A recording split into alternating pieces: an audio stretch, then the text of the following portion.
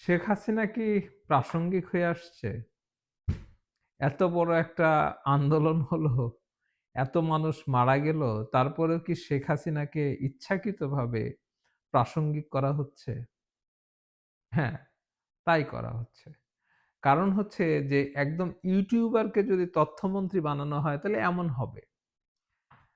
তারেক রহমান এই জাহেদ নামের লোকটাকে তথ্যমন্ত্রী বানিয়েছেন যিনি ইউটিউবে কথা বলে তারেক রহমান নজর কেড়েছেন এবং তেনাকে উপদেষ্টা বানানো হয়েছেন। কত বোকা আর রাজ্যে বাস করলে এই ২০২৬ সালের যে তথ্য ব্যবস্থাপনা, তথ্য মন্ত্রণালয়ে যে কত স্মার্ট হতে হয় সে সম্পর্কে এদের কোনো ধারণা আছে? কত বড় অভিজ্ঞতাহীন যদি মন্ত্রী হয় বা উপদেষ্টা হয় তাহলে এমন হবে। কারণ তারেক রহমান যখন লন্ডনে ছিলেন, তিনি যখন কোনো কথা বলতেন, লন্ডনের কোনো অনুষ্ঠানে, কোনো ইউটিউবে বা কোনো ডিজিটালি যখন কোনো কথা বলতেন, সেটা কি কেউ বাধা দিতে পেরেছিল তখন? তখন তো আদালত বলেছিল এবং রুল জারি করেছিল যে কোনো মেইন স্ট্রিম মিডিয়াতে তারেক রহমানের কোনো বক্তব্য প্রচার করা যাবে না। কিন্তু বাংলাদেশের মানুষ তো তারেক রহমানের কথা শুনেছে। ইউটিউবে শুনেছে, ফেসবুকে শুনেছে, বিভিন্ন ডিজিটাল প্ল্যাটফর্মে এগুলো ছড়িয়ে দেওয়া হয়েছে ওই সময়। এখন তো আরো মানুষের হাতে টেলিভিশন তো মানুষ দেখেই না। মোবাইল ফোনের দিকে তাকিয়ে থাকে এবং ফেসবুক রিল মানুষ একটার পর একটা সরাতে থাকে। তখন এই নিউজ ফিড গুলা চলে আসে। তো তথ্য মন্ত্রণালয়ের কাজ কি ছিল? এই যে ভারতের যে সাংবাদিকরা, বিভিন্ন দেশের সাংবাদিকরা সেখানে এসছিলেন, যারা এটা আয়োজন করেছিলেন, তাদের সামনে তুলে ধরা উচিত ছিল যে শেখ হাসিনা বাংলাদেশে কি করে তিনি গিয়েছেন। তিনি ৩ টা কাজ করেছেন। এক হচ্ছে তিনি জানতেন যে আওয়ামী লীগ যদি স্বচ্ছ এবং নিরপেক্ষ ভোট দেওয়া হয় তিনি উঠতে পারবেন না। এই কারণে তিনি এই যে তত্ত্বাবধায়ক ব্যবস্থাকে বাতিল করেছিলেন। এই জিনিসটি বিদেশি সাংবাদিকদের সামনে তুলে ধরার জন্য কোন রকমের কোনো কাজ তথ্য মন্ত্রণালয় করছে না। দ্বিতীয়ত হলো যে তিনি যে ভারতে বসে কথা বলছেন, তিনি যে প্রতিশোধ পরায়ণ কথা বলছেন, তিনি যে কাজগুলো করে গিয়েছেন এবং তার প্রেক্ষিতেই তার এই পরিণতি হয়েছে। কোনো গণতান্ত্রিক পদ্ধতিতে তাকে সরানো যাচ্ছিল না। তিনি আয়নাঘর করেছিলেন, তিনি একচেটিয়া দেশ চালাচ্ছিলেন এবং তিনি কাউকে পরোয়া করতেন না। এই জিনিসটা কাউকে জানানো হচ্ছে না, বোঝানো হচ্ছে না। এটার দায়িত্ব কার? বাংলাদেশের তথ্য মন্ত্রণালয়ের ইংরেজি ভাষায় কি বলবো? টেলিভিশনে কোনো চ্যানেল নেই, রেডিওতেও নাই। আপনি অবাক হবেন যে পাকিস্তান আমলেও বাংলাদেশ তখন তো পাকিস্তান রেডিও ছিল, তখন একটা ইংরেজি ডিপার্টমেন্ট ছিল। এখন বিদেশীদের কাছে বাংলাদেশের সরকারের বক্তব্য তুলে ধরার জন্য কোনো মাধ্যম নেই। একচেটিয়া সুযোগ পাচ্ছে এই যে যারা বিদেশে অবস্থান করছেন তারা। আর যারা পলাতক তারা তো সবাই একেকটা করে ফেসবুকে পেজ খুলে বসেছেন, তারা কথা বলছেন। এতে বাধা দেওয়ার কিছু নেই। কারণ হচ্ছে যে আপনার পাল্টা ইনফরমেশন তো আপনি দিচ্ছেন না। যে যাই বলুক, আপনার কাজ তো আপনার করতে হবে। আপনি আন্তর্জাতিক সম্প্রদায়ের জন্য কোনো ইংরেজি ভাষায় ডকুমেন্টারি করেননি। এক আল জাজিরা নিজে থেকে করেছে, তারা আর কতদূর করবে?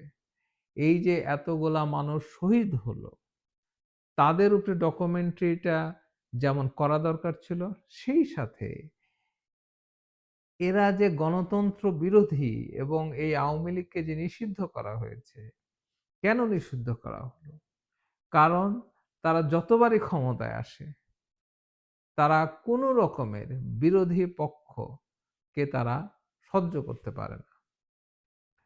এবং দেখেন যখন এই যে ১ম যখন বঙ্গবন্ধু শেখ মুজিবুর রহমান আসলো, তিনি বাকশাল করে ফেললেন। আর এই মহিলা কি করলেন? তিনি নির্বাচন ব্যবস্থাকে ভেঙে ফেললেন। এই বিষয়গুলো নিয়ে কয়টা আন্তর্জাতিক মানের কাজ আপনারা করেছেন? বিদেশি এবং ঢাকাতে আপনারা আরেকটা সংবাদ সম্মেলন করতে পারতেন। সরকারি পর্যায়ে দরকার নেই। বেসরকারিভাবে এই যে সংবাদ সম্মেলন করা দরকার ছিল যে, ভারতে যে এই ভদ্রমহিলা যে কথা বলছে এইভাবে, তো এগুলো কেন বলছে? এই যে একটা ছেলে ক্রিকেট খেলতো বাংলাদেশের হয়ে, লোভে, লোভে সে এমপি হয়েছিল, কি জুয়া খেলার সাথে জড়িত ছিল।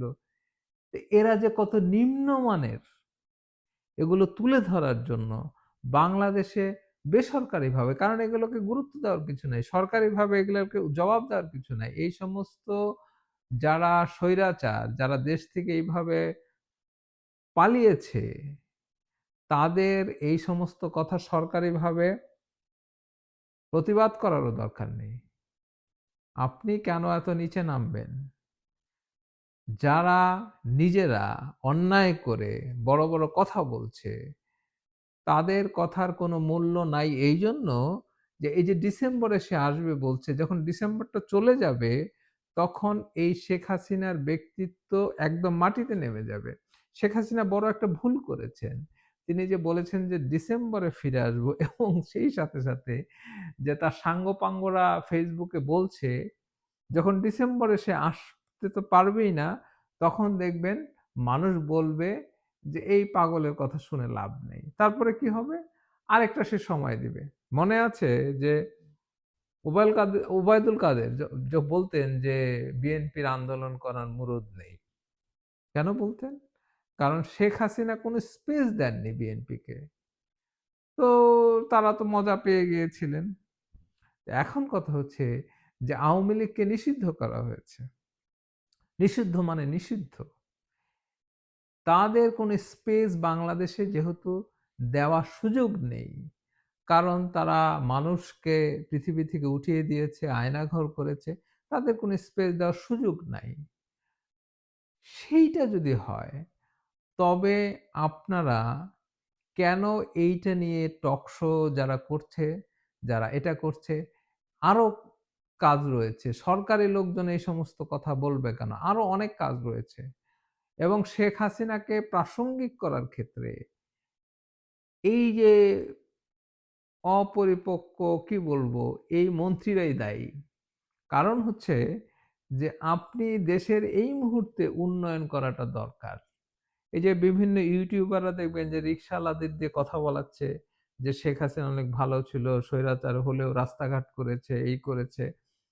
আপনি সাধারণ মানুষের জন্য কি এই বক্তব্য রেখেছেন যে শেখ হাসিনা জোর করে যে ১৭ বছর ছিল, একটা প্রকল্প শেষ করতে তারা ১০-১২ বছর নিয়েছে এবং জনগণের ট্যাক্সের পয়সা কিভাবে লুটপাট করেছে সেই বিষয়ে তো আপনাকে বলতে হবে।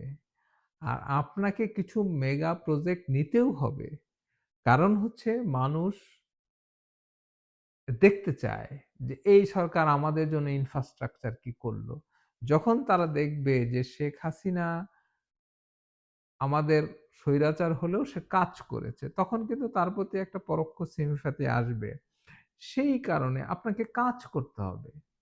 আপনি কাজ করেন এবং অটোমেটিক এগুলো চলে যাবে এবং আপনার যে হাতে সত্য ইনফরমেশন রয়েছে যে এই যে ১৫ বছর এরা কি করলো এবং এরা এখন ভালো, ভালো কথা বলছে, বিভিন্ন বিষয় বলছে।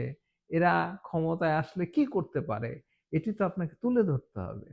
এবং কি করলো দেখেন এই যে আ ইউনূস সরকারের যে এই যে ছেলেপেলেগুলাকে মন্ত্রী বানানো হয়েছিল, এরা বিভিন্ন ডকুমেন্টারি বানিয়েছে সরকারি টাকা দিয়ে। এত নিম্নমানের যে আন্তর্জাতিক মানের ইংরেজি ভাষায় বলেন, বিভিন্ন ভাষায় বলেন, যে ধরনের ডকুমেন্টারি বানানোর কথা ছিল, একটাও বানানো হয়নি।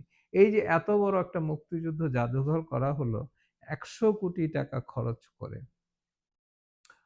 আপনার উচিত ছিল যে ঘটনাগুলো ঘটেছে এগুলোর ডকুমেন্টেশনটা খুব ইম্পোর্টেন্ট ছিল। পরবর্তী জেনারেশন এই ডকুমেন্টেশন গুলা দেখবে। আপনার এই যে এতগুলা ভিডিও ফুটেজ, এই যে এতগুলা আপনার যে কি বলবো মানুষকে কিভাবে নিষ্পেষিত করা হয়েছে এবং এই যে উল্লাস সবচাইতে ভয়াবহ যে সাংবাদিকদের দম্ভ, এই যে শেখ হাসিনার পাশে দাঁড়িয়ে যে কি বলবো তেলবাজি, এগুলো তুলে ধরা দরকার মানুষের সামনে। যে কিভাবে তারা তাদের বিরোধী মতকে, বিরোধী পথকে, প্রতিপক্ষকে কিভাবে তারা নির্যাতন করেছে, কিভাবে তারা হত্যা করেছে। এগুলো যদি তুলে না ধরেন, তাহলে শেখ হাসিনা প্রাসঙ্গিক হবেই।